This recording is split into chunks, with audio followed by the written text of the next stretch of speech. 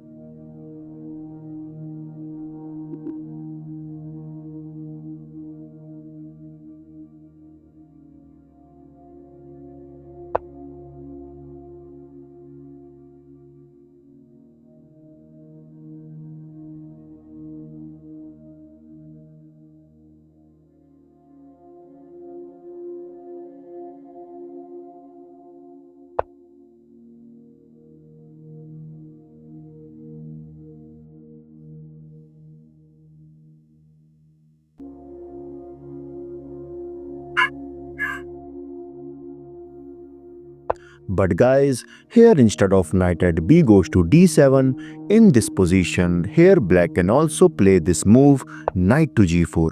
And here the best way to continue this game is bishop to h3, which attacks this knight. And suppose if black develops his another knight to d7, now white can take this knight by bishop takes g4.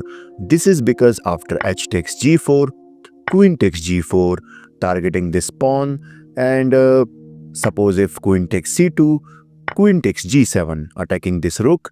But black can easily defend this by castling long side. But now white is targeting this f7 pawn, and here white cannot capture this pawn on f7. This is because suppose if queen takes f7, that will be a mistake because now black can play this amazing move knight to c5.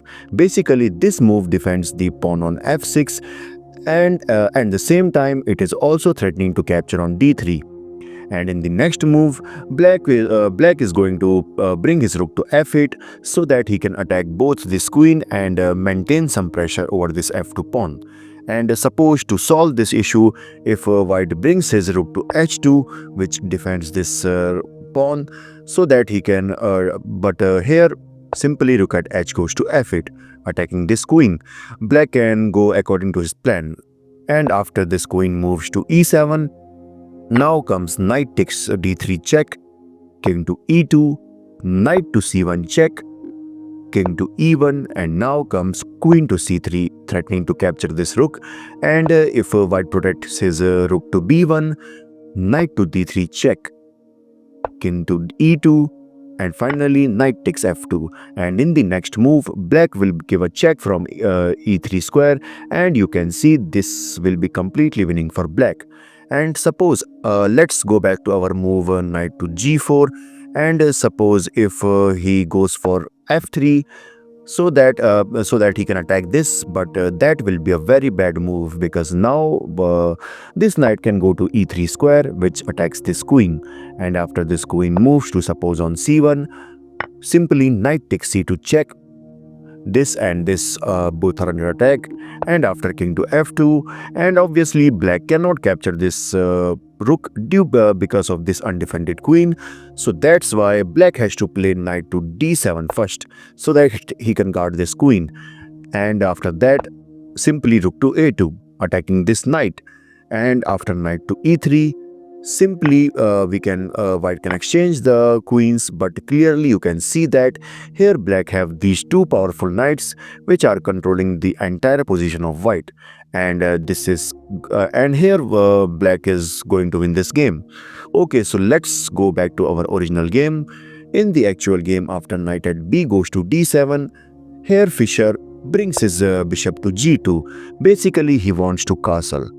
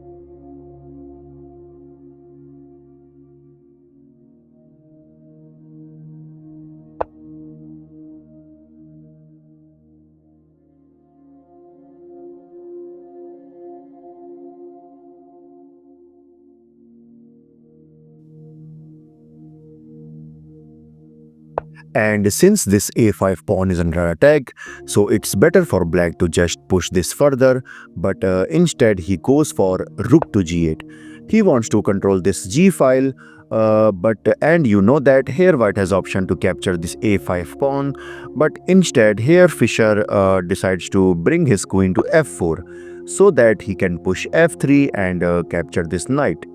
And black easily neutralized this threat by just pushing f6.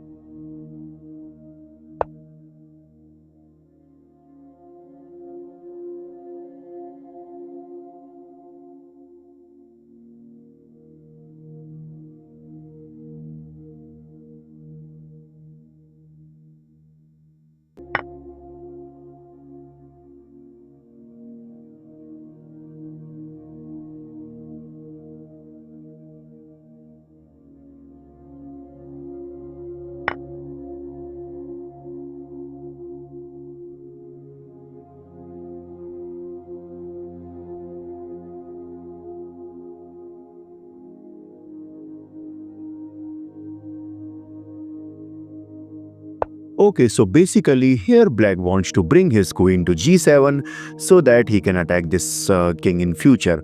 So that's why after seeing this all, here Fischer brings his king to g2.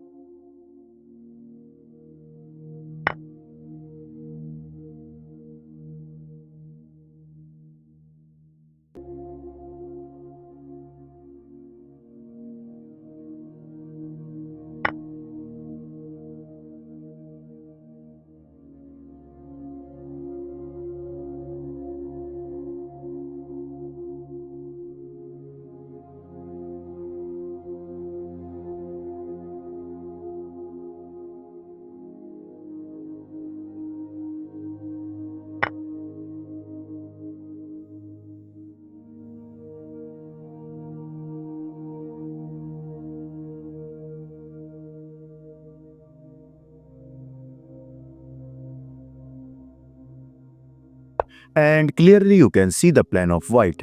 He wants to bring his queen to b8 so that he can give a check from b7 square and grab this queen. And the best defense against this is simply pushing e5, which blocks the root of this queen, and it also attacks this, but instead here, instead of this move, which is e5, here black goes for rook to 8, which is an inaccuracy because this rook on a4 was doing a great job here. First of all, it was stopping this pawn to push further, and it was also covering this important fourth rank.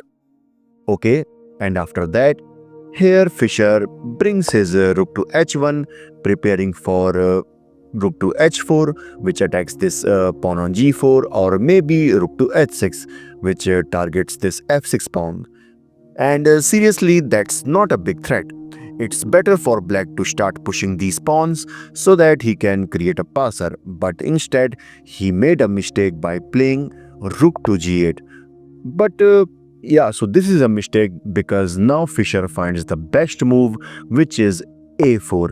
But what's the point of that move? Basically, here white wants to deflect this b5 pawn so that he can bring his rook to b1 and then to b7 square, which attacks this king and this queen.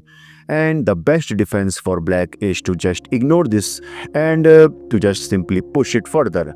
But instead, here Benko blunders by capturing on a4, and now Fischer immediately brings his rook to b1 with the same idea which I mentioned earlier.